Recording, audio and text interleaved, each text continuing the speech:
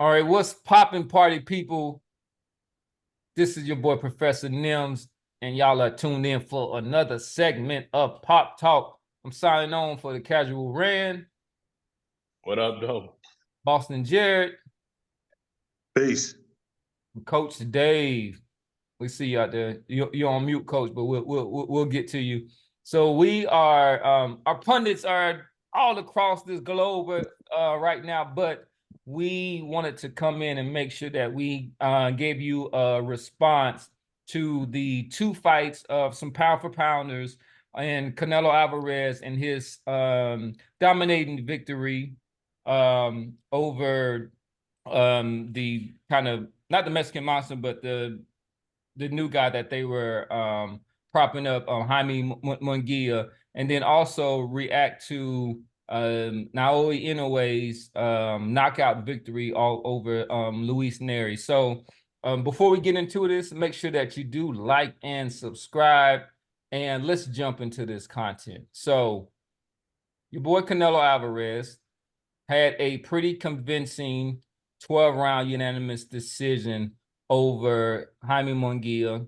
He was able to drop him in the fourth round, if I'm correct. This was from a right uppercut. After Jaime Munguia was finding success with Canelo against the ropes at this time, but with his savviness and good punching power that he has, he was able to drop Jaime Munguia, and from that point seemed to really control the fight. So we want to give a quick reaction to his performance, and then do you think that it was something that was befitting of a top 5 pound for pound fighter?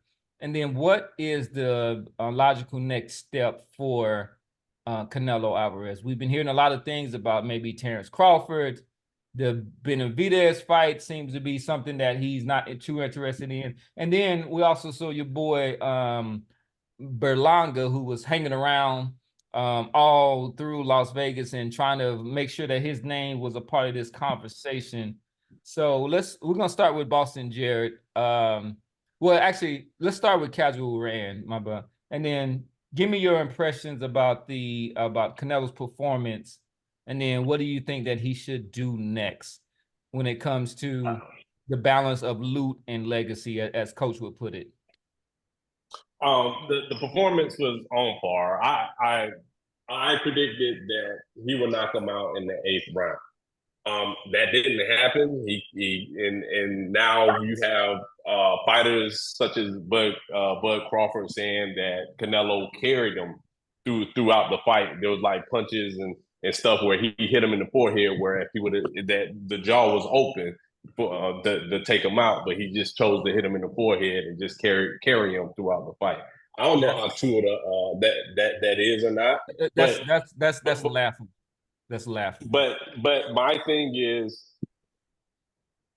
I don't know if Munguia stepped up and put on a great performance with his limited ability, or if that's what the best Canelo can do now, since he hasn't, which we said before, that he wasn't knocking people out like he did back in the day. So I don't know if that's the level of Canelo that we're going to see going forward. What's next?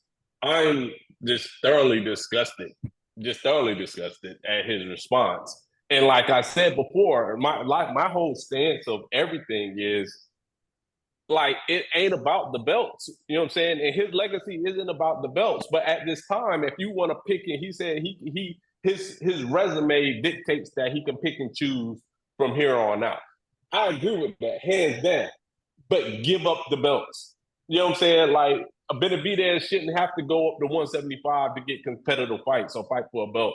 Or like you said, Berlanga, there's no way in hell Berlanga should be in the conversation for anything. But what sanctioning body put him up to the number one contender in their sanctioning body, so he can be set up to fight Canelo, which is all bullshit because the dude sucks. So if he wants to pick and choose, in my top three, if you ask me right now, who are the three fighters that's in contention to get a Canelo fight, I would say Bud Crawford first.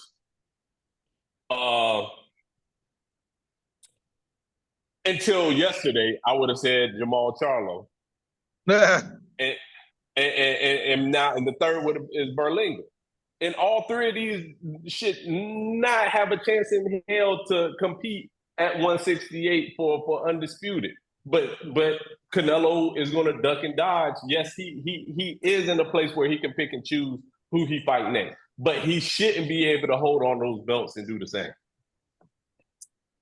All right. Coach Dave, what did you think about Canelo's performance, and what do you think that he should do next? Should he be fighting to secure the loot or secure his legacy at this point? Well, man, I'm telling you straight up, y'all. I'm really with the casual ran on this thing. Only thing I would say, I still, I don't think Berlanga should be in there. Let's just go back to what's next. I think the guy, either Crawford or Benavidez, man. And right now his mind is on protecting his legacy while gathering loot. That's what his mind is on, protecting his legacy while gathering loot. Now, with regard to Jaime Munguia, I got to go with the casual. I think he might have been prophetic or insightful when he said, "Hey, bro, the joke ain't knock nobody out in I don't know how many years, man." So No, we might just that was me. That was me. I was the one who called for the unanimous decision, and the casual rant actually predicted a knockout. And I said 8th round. And I said that I said the 11th. And I said that Canelo is, y'all are thinking more about the myth and not the man. He doesn't knock out people anymore. But go ahead, Coach. So that's what I'm getting at, man. I think we're getting the best that we could get. I don't think he carried this kid. I think he just did the best that he could do with this kid. I don't think he carried him by placing shots. He might have carried him by not aggressively really, really going at him, but not by like placing shots in forehead. But I definitely agree that he carried him, guys. So in a nutshell, if it ain't Crawford or Benavidez, that doesn't really matter to me. I'm about done with him, man. And be honest with you, he at that age, man, and he at that diminishing skill set or whatever, to where it just he ain't the same, bro. He's just not. And I ain't gonna be mad at him, but I think he is protecting legacy while trying to gather loot. But honestly, in his old age, if he does not fight Crawford or Benavidez, it's gonna forever haunt him. You may have them diehard Mexican fans or whatever that love him. But be honest with you, ducking, that's gonna forever haunt his legacy. Two fighters that you just ducking. So with that said, Boston, with this going forward, so he was able to secure this victory, and there has been talk about Canelo Alvarez being the greatest Mexican fighter ever. So do you think that at this point that he can claim that title, or do you think that his next opponents that he choose are going to be a determining factor in establishing himself as the greatest Mexican boxer ever? Look, as much as I love taking a dump on Canelo Alvarez, in the interest of being completely honest and objective here, I think that there is an argument that can be made if we're going off of accolades. If you compare Canelo Alvarez's accolades to those of ATG Mexican fighters, I mean, how many Mexican fighters historically have been undisputed? So I mean, that right there, as I don't want to call it a flimsy argument. I mean, it's for his supporters, and they're going to claim that that's a very, very legit argument to make. It is in a lot of ways. He is undisputed. Guys like Salvador Sanchez, Finito Lopez, Marquez, Eric Morales, Barrera, Finito Lopez, none of them guys, Julio Cesar Chavez, none of them guys ever undisputed. So he's going to be able to hold that. Him and his fans are going to be able to hold that over the heads of any and all detractors who are going to claim that guys that I just named are better. When it comes to the strength of opposition, on the other hand, his strength of opposition is not going to measure up to some of those guys that I just named, especially when it comes to the guys who we actually beat, right? I mean, the guy, his best wins are a controversial Triple G win, a Kovalev win against an old faded Kovalev, who I don't believe has won. Who you said what, Dave? Old faded Triple G too. Yeah. Definitely a past his prime Triple G. I mean, Triple G was in his mid-30s, I believe, when that fight happened. And I thought he won. I thought Triple G won the first two fights. Kovalev was in his mid-30s. His best two legit late 30s. Let's be clear. Well, not late 30s. I mean, mid-30s, 35, 34, 35, 36. This guy's best wins are probably Billy Joe Saunders and Caleb Plant. I mean, those were prime fighters, prime undefeated champions that he was able to go in there and stop without any kind of controversy or question. Not the same kind of controversy that you had with a Triple G. There wasn't a big asterisk hanging over with Kovalev or even a Cotto or a Lara. So I mean, yeah, this guy, it's gonna be. It's like American politics or anything else, right? You're going to have those guys that love him, and you're going to have people that hate him.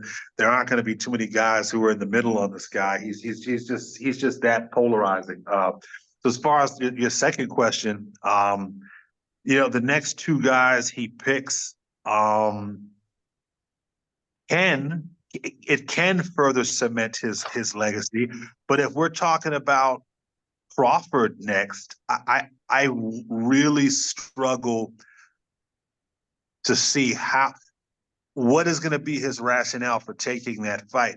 I mean, is it just going to be a ton of money? Is it going to be an offer that Turki Al-Sheikh makes that he can't refuse?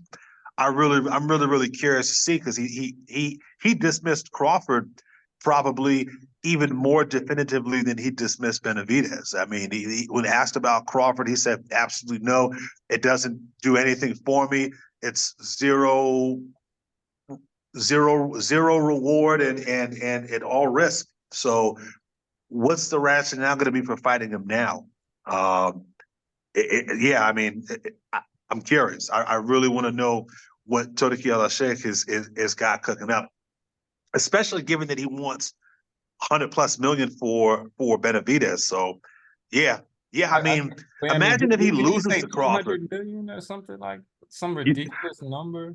Yeah, and a lot of people will say that that's tongue in cheek. It's tongue in cheek, but whenever this Benavidez shit comes up in a serious setting when he's sitting down and somebody's got a camera and he's being recorded, he always brings up if the price is right. He always brings up money. Money whenever somebody really, really presses it on Benavidez, and he says, "Oh yeah, I'll fight him today if the price is right." So what's the price? If it's $100+ million for Benavidez, what does it got to be for Crawford? Because Crawford is, I don't know if he's just as high risk, but if he loses to Terrence Crawford, I mean, people are going to hold that. You said what, Dave? It's more high risk, and it speaks more if he loses to Crawford, because that weight that Crawford would have to put on, and where he's coming from. and he has nothing to say about stronger fighter, bullying fighter, which I do think, to be honest with you, man, people sleep on Crawford's skill set, but I ain't mean to cut you off, but I'm just saying, yeah, it's more risk and detrimental and just humiliating, honestly, if he lose to Crawford. Right. I mean, I think it's another question, but it's similar to when De La Hoya fought Manny Pacquiao, in the sense that I want to fight the #1 pound for pound boxer in the world or whatnot. So if you go out and knock this guy out, then there's a little bit that you can kind of hang your hat on, particularly if you're able to outbox him, but you risk embarrassing yourself and being humiliated, which is what happened to Oscar De La Hoya when he fought Manny Pacquiao.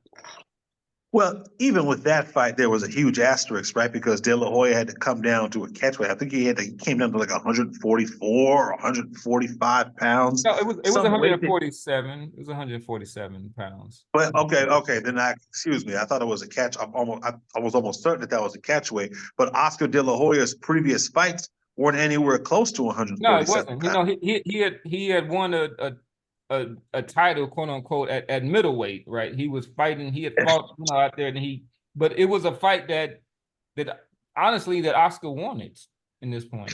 There will be no look. If this fight happens, there ain't no way Canelo Alvarez comes down to meet Terrence Crawford. Even though I think it would benefit him in a lot of ways. I like I said on our last when we gave our predictions for Munguia Canelo, I do not think 168 pounds is an optimal weight for him.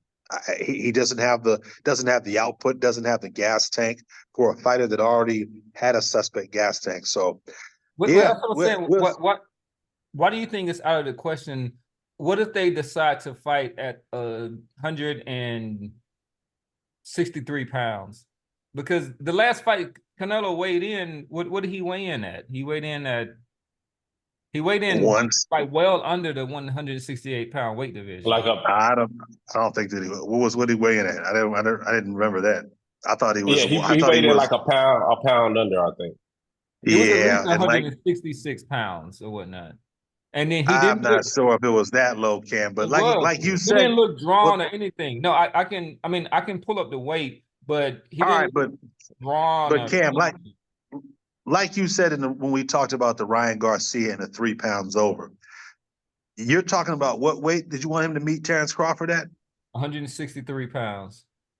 163 pounds. So that extra 5 pounds of weight, we're not inside that camp. We don't know what he's going to have to put himself through to pull off that extra 5 pounds. I mean, I saw the pictures at the weigh-in. He looked pretty lean.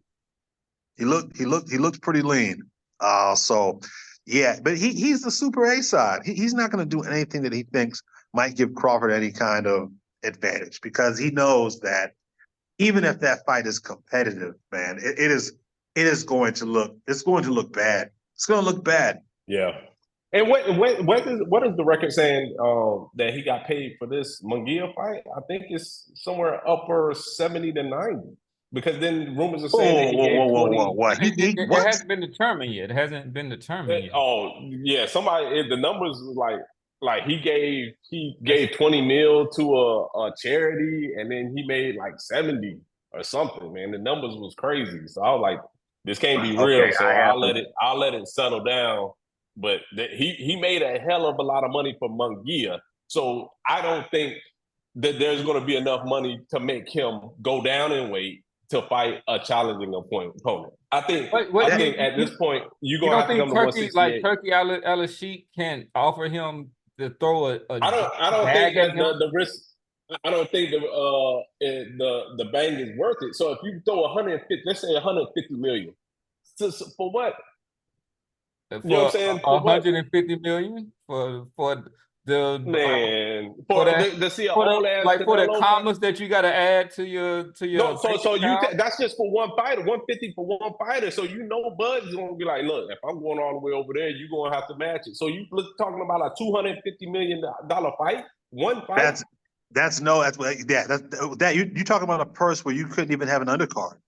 How could you even have? I mean, I know this guy is super rich. I mean, to me, look, and it's not his money, right? He's spending government money. He's not going into his personal savings to put these fights up. At least I don't think that he is.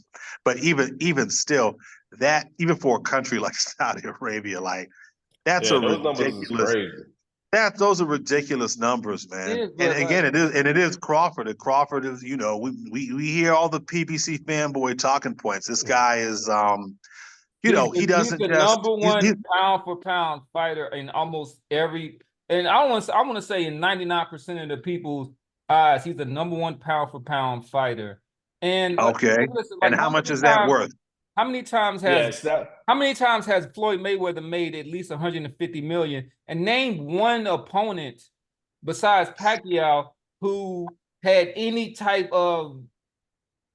We ain't arguing that, Cameron. We arguing that. You are arguing that. I'm saying for a Canelo Bud's going to be asking just as much money.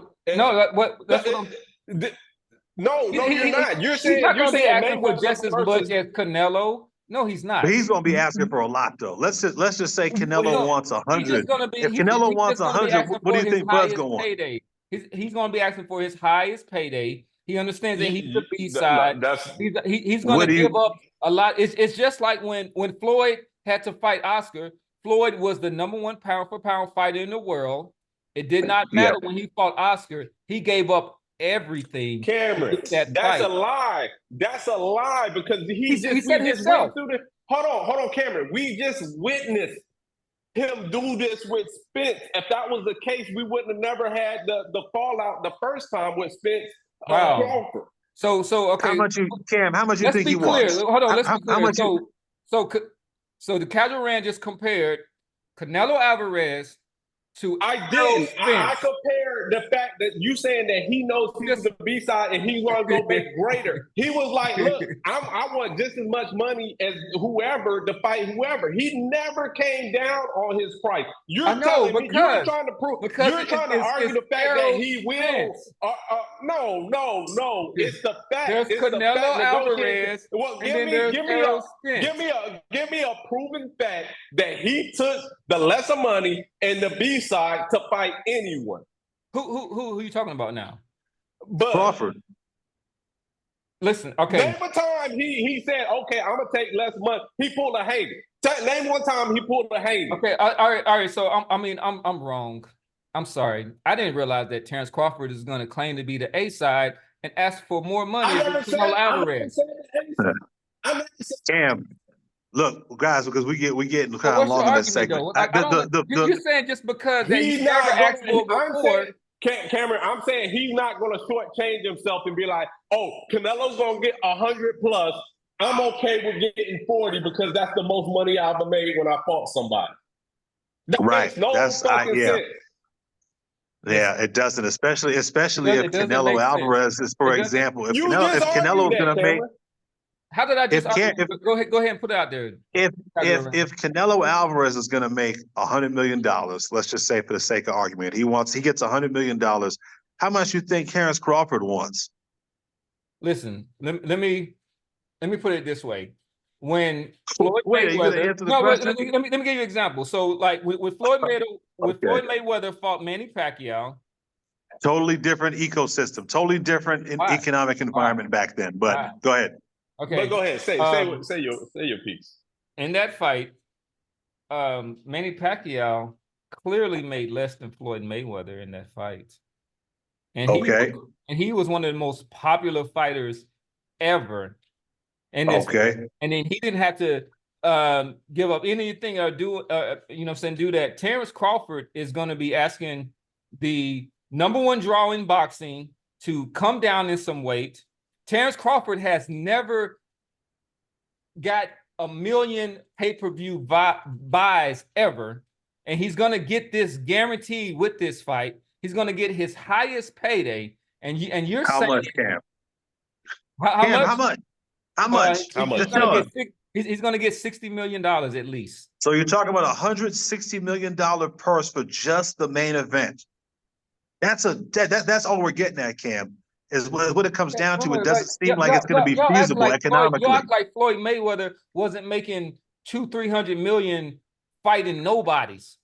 Those weren't guaranteed purses, Cam. Those were back end purses. He wasn't getting 300 million guaranteed to fight guys. That was with back end and gate and all that stuff. Come on, man. Let's go, man. It's fucking midnight over here, man. Floyd Mayweather wasn't getting 300 million guaranteed purses. That's crazy. Canelo's going to want $100 million guaranteed. If presumably, if he wants over that to fight Benavidez, I'm assuming he's going to want something close to that. At the very least, it's going to be something like 70, 75, 80.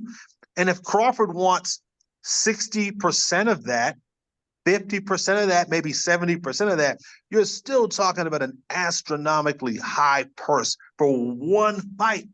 And you can't just put on one fight. You have to have an undercard. And if the way this guy, a la Sheikh, rolls, he's going to want to have name fighters on the undercard. They're not going to want chump change for a fight like that. They're going to want money too. We're going to have to see, man. It's going to be another fact. It brings up another fact that I don't know of a Saudi Arabian fight that's doing over 600,000 pay-per-views. And that's the other thing. A Saudi Arabian fight has not included Canelo Alvarez and the #1 pound-for-pound boxer in the world. But that's a fair point. No, well, shit. Bud's been the #1 pound-for-pound for a while, and he still ain't bringing in no numbers. Yeah, that pound for pound. That's why I told folks when that Spence Crawford fight was getting negotiated. I said, okay, he's #1 pound for pound, but how much is that worth? What does that translate to in terms of? This guy got over 700,000 against Errol Spence, and you think that him fighting Canelo Alvarez with all of this, they will do at least double that. Cameron, I don't know. That's a stretch. I would guarantee you 1.5 million. Where does the fight take place? That's the other thing. If it's Saudi Arabia, that's impossible. They don't do pay-per-view. And that's the other thing. If the fight's in Saudi Arabia, that fight comes on at 5 o'clock in the afternoon or some shit like that. Because if he's putting up if he's putting up $250 million, over $250 million for a fight card, that fight ain't happening in Vegas. That's going to be in Saudi Arabia. It doesn't have to. I mean, well, I don't know if it has to happen in Saudi Arabia, but with all respect to our channel, because I am running on the type. Let's turn our attention to another. Some people consider him the 1B pound for pound fighter, and this is. So we gotta do a different segment. We can't throw these segments together, can we? I thought we had to discuss that. What? Oh, all right, guys, come on, let's go. All right, so let's go.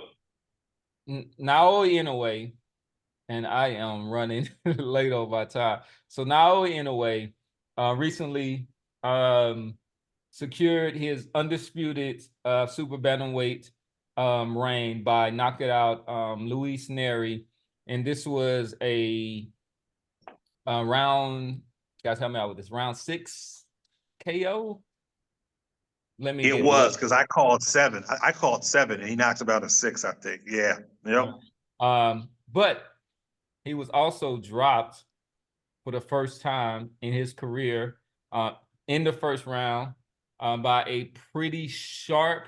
I didn't say pretty sharp, but it was a clubbing, and it was inside of one of his punches. I thought his feet were in a bad position, and maybe some of his flaws were kind of exposed in this fight. But with that said, more importantly, his hand wasn't up by his chin. His hand was down here by his armpit while he was throwing that up. He gave him the Devin Haney action. So, do you think that this victory, even though it was pretty resounding, that it exposed a little chink in the armor for Naoya Inoue? And would you keep him at your position in pound for pound, or would you kind of move him around based on this performance? So absolutely. Go ahead. Go ahead. I'm sorry. No, I go was gonna ahead. say absolutely not. I heard this argument being made on one of the other shows here the other day, man. I think it's absolutely ridiculous. It's people who are nitpicking, just to nitpick to get people to incite outrage and to get people to call into their shows and shit like that. Absolutely not. The guy's been 1A, 1B on the pound for pound list for a while now.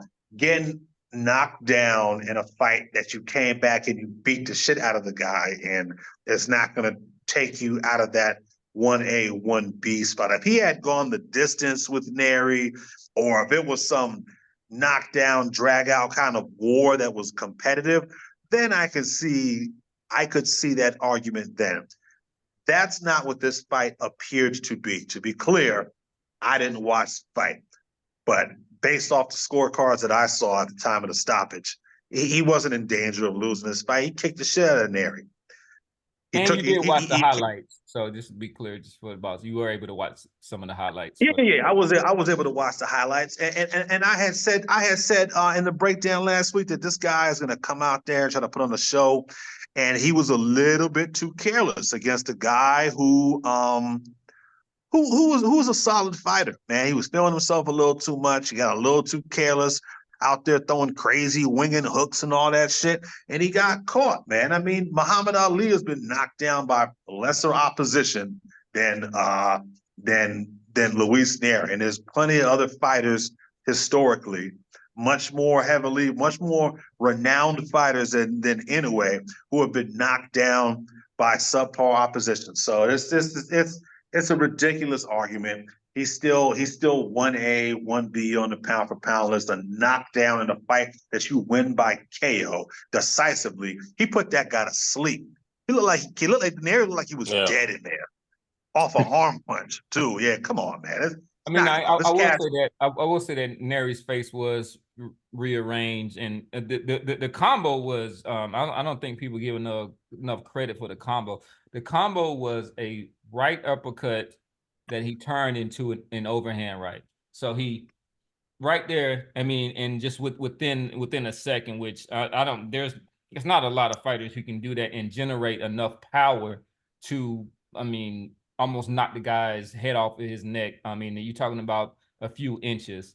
But I will say that I think it was Paulie Malignaggi said that I've never seen Terrence Crawford on the floor and position in that. So that because somebody was asking, would you raise him above Terrence Crawford in the pound for pound?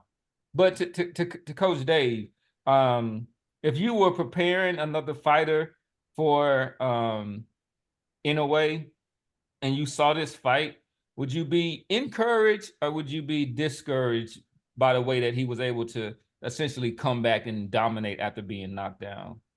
Well, man, I would be prepared. That's what I would be. It would be encouraged or discouraged. I'd be prepared. I'd be preparing my fighter to look for those vulnerabilities. I would be going back and taking a look at some of Inoue's old fights to see, okay, did he always drop that hand like that? And maybe people were so intimidated by him or whatever that they were cautious to counter, because it was a counter shot that caught this guy in the exchange.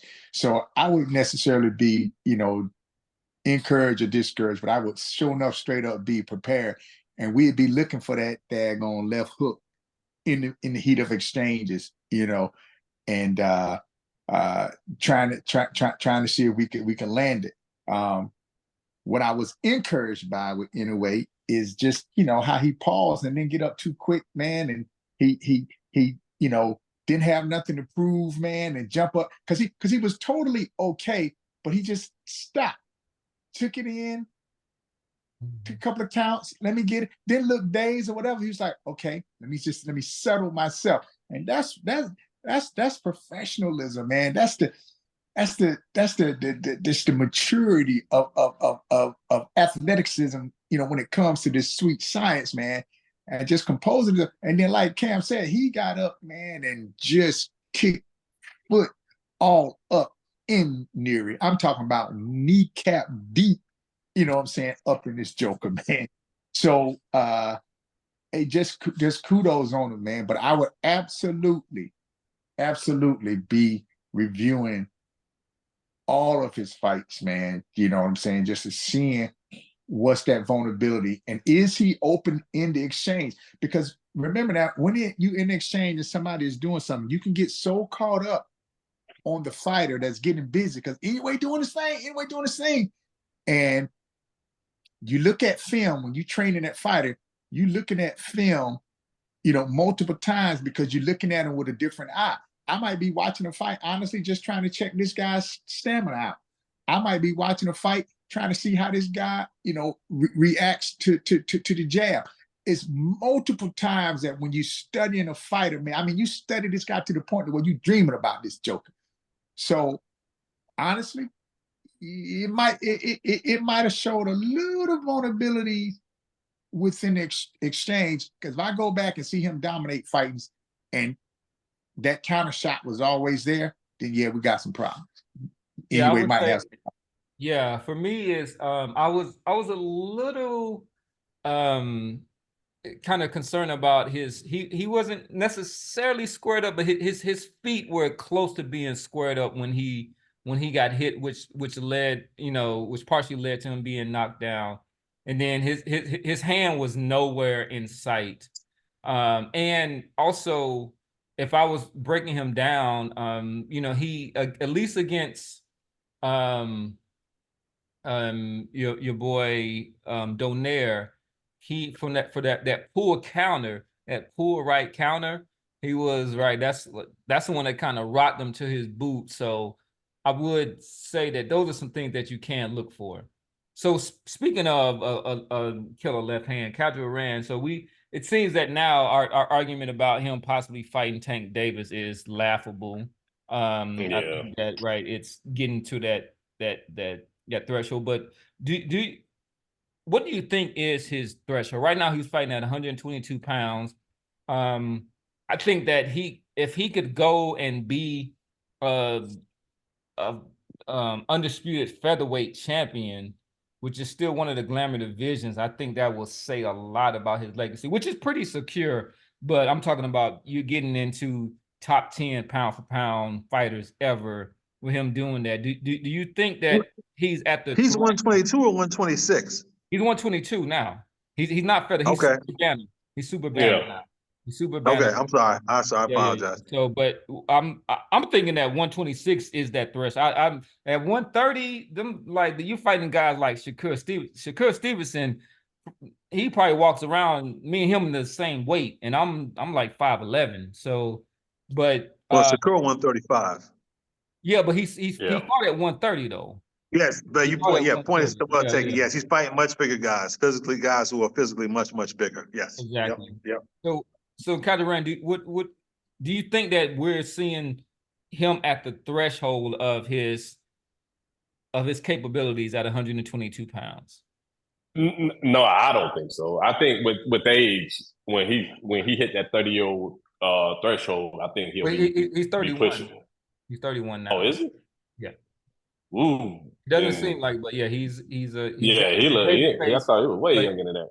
No, he's 31. Maybe 126. At 130, man, you know what I'm saying? He's still gonna have that grown man strength, but he ain't gonna be as fast as he is right now. And like y'all mentioned, like at 130, those fighters melt down from probably 145 to fight at 130. So that weight might be, and that height, that size might give them some problems. And then, like, to go back to your previous question, like, if I don't understand why people are just now questioning his pound for pound ranking based off a flash knockdown, but didn't say anything when he was in that battle with Donaire. Like, to me, that flash knockdown didn't even to me that flash knockdown is lesser of a punch taken than Mayweather took from Sugar Shane, or Crawford took from Gamboa. These guys got rocked, and then they had to hold on, you know what I'm saying, to compose themselves. It was a flash knockdown. He sat there, he got back up, and he went back to business. So I would never say that, like, he get knocked off a pedestal because he did get knocked down. like he wasn't hurt. He didn't show that he was hurt. He didn't show that he had to hold on until the ring, till the round was over to compose himself. He was back at it. But going forward, I would love him to eventually to get to 130. But I mean, I just think, man, when we see greatness, we always just want to keep testing them, keep throwing. You know what I'm saying? Like that's just like Bud. Like, look, we were just talking about him fighting at 168. I'm like, look, man, there's like we argued last episode. There's weight classes for a reason. You can't just keep throwing somebody that's excellent at 122. Just be like, all right, you excellent there, throw them to 126, the 130. The next thing y'all be yelling, be like, oh, he's the next Pacquiao. Send him to 145. Their defense isn't good enough. Neither one of Crawford nor Inoue have the type of defense required to move up well beyond your physical limitations and fight. Like guys like Pernell Whitaker, guys like Floyd. You need that level of defense. So Pernell Whitaker was what 5'5". Well, I think he's at least. Pacquiao didn't either. Pacquiao get for one. Pacquiao was on fucking steroids. I don't care what anybody fucking says. Allegedly, for the sake of the show, he was allegedly on steroids. He never tested positive or whatnot. But fair enough. He was constantly sucking guys down. He was in catch weights, making guys like De La Hoya come down to 147, putting guys like Cotto and Margarito in catch weights. That's a totally different example. And he still got beat up. He got slept by Marquez. Because defense wasn't good enough. I mean, no, Manny Pacquiao is a huge asterisk around that. Was he a special kind of offensive fighter? Absolutely. But some of those wins that he had against physically bigger guys have gigantic asterisks around them. If you want to look at guys that have been able to move up in weight, look at a guy like James Toney, a guy who started his career at 154, 160 pounds and ended it at cruiserweight, fighting against top cruiserweights in Vasily Girov, going all the way up to heavyweight and fighting a guy in John Ruiz. Now, did he pop positive for steroids? He absolutely did. That's what I was about to say. He absolutely did pop positive for steroids against John Ruiz, but he didn't pop positive for steroids against Vasily Girov. He didn't pop positive for steroids against Michael Nunn. He didn't pop positive for steroids against Mike McCallum or Iran Barkley. All those guys were guys that were physically guys who were much bigger than him. He was able to do it because of his defensive ability, his ability to stand in front of you, catch, roll, and make you miss. And Inoue and Crawford, that's not all the type of fighters they are. They don't fight that way. They don't have that skill set. Well, yeah, and I'm surprised you didn't mention he stopped Holyfield. He was one of the few guys. But thank you, and stop a guy like Holyfield. I forgot. There's so many fucking Hall of Famers this guy fucking beat up. But you need that kind of skill set to be able to succeed at those higher weights. Crawford and Inoue don't have it, and Crawford's going to find out the hard way if he gets in there with a guy like Canelo Alvarez, and if Inoue, Are you saying Canelo beats Crawford? Is that what I'm hearing? Yes. Yeah. Not because he's a better fighter than Crawford. It's fine. Not because he's a better fighter than Crawford. He's physically bigger and stronger. Crawford's got no margin for error in that fight. As soon as he takes a clean, hard shot from Canelo, it's going to be it. Yeah, I don't think Canelo's a better fighter. I want to see the fight because we got some. All right, look. You want to see the? Go ahead, Coach. Yeah. Man. I think two things, man. So I think Crawford does have some wide shots that he throws, but I think the guy is sneaky, deceptively elusive defensively, man. I think so too. And I think that's where, because his spacing and how he finds his distance with that jab, especially from the southpaw, is very deceptive to folks. And if the guy is so open and doesn't have any defense or whatever, man, why hasn't he not been on his back more often. Because of the level of opposition. Ooh. That's why. Yeah. Ooh. Oh, And oh, you God. haven't heard anybody God, sit here and fire. defend Crawford like me. And me and Dave, one of the things we agreed upon, and that's with the Spence and Crawford. You know, I'm a huge Crawford fan, but he's defensively. When Dave said that about the spacing and the distance, I 100% agree on his ability to control range and distance, but he does it with his legs. And as he continues to pack on weight, I don't think he's going to be able to use his legs as much. Same with Inoue. Inoue keeps on moving. Go ahead. I'm sorry. You said what, Dave? I think he does it with his legs, and I think he does it with this the combination of punches that he throws. And I think he also does it with getting those different angles. And Canelo, I don't think Canelo's gonna be able to find Crawford. I just don't think Canelo's gonna be able to find Crawford. And I think that Canelo's gonna be realizing that, wow, Bevo jabbed and boxed me and pity-patted me to death. This Crawford guy is a lot stronger than we think. And this dude is hitting me hard with these pity pats. These are thunder pats. Ooh. So yeah, man. Yeah, bro. I didn't want to see that first. I kind of I would love to be wrong. I would love to be wrong. I would never be happier about being wrong in my life. If Terrence Crawford goes out there and beats Canelo Alvarez, I would happily be wrong. I just don't see it, guys. Okay. All right. Listen, man. I just don't see it. I think Crawford is going to do great until he gets caught. Same thing I said with Earl Spence. You guys are underestimating this boy's strength. But come on, Dave, man. Like we gotta go back to there's weight classes for a reason. A 147 strong person, it doesn't equate to a 168, 175. You know what I'm saying? Who would you rather get hit by? B-boy at 175 or Bud at 147? I mean, he's not going to be at 147. I'm gonna do this. I'm going by the championship belts they got right now. I hope the Saudi boxing jokers make the fight happen, man. I'm gonna leave it at that. But I'm showing up Bud all the way. Right. Yeah, I mean, I would encourage our viewers to go back and watch some of Crawford's fights, even at the lower weight classes when he is very, very light on his feet. When he goes into medium and close distance, he gets hit more than he should. And his defense is he catches shots, he tries to roll shots.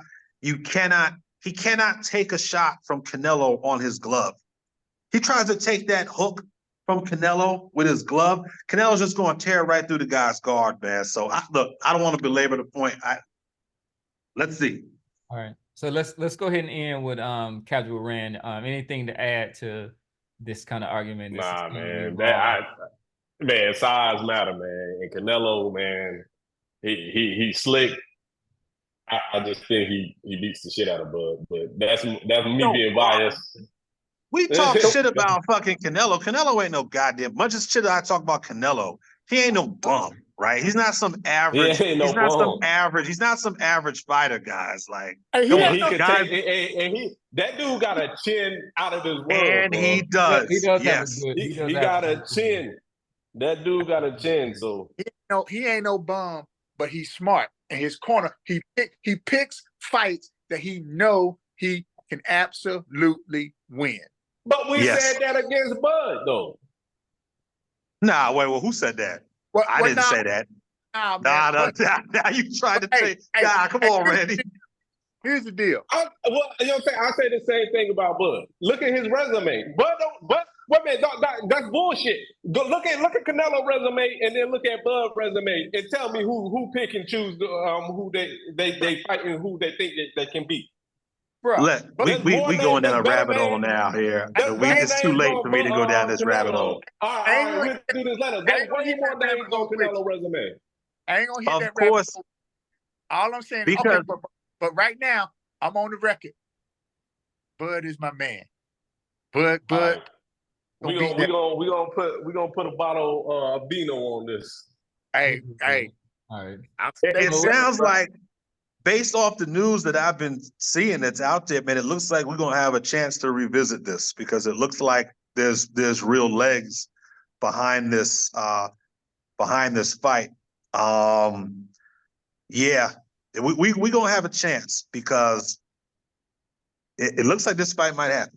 I will leave it at I'll just leave it at that. I'm not gonna get into it, but y'all are totally contradicting yourself from the argument that I said about this fight or whatnot. So y'all always saying that there was no possibility of it, but now all of a sudden, I don't think it is. It is since Coach said that Bud can beat Canelo. Now it's just like this fight might can happen now. So let's be. It is because you know what? Because it keeps on coming up. It keeps on coming up. Now I don't know what price points they're dealing with. If the price points that I threw out earlier are the price points, then the fight ain't gonna happen.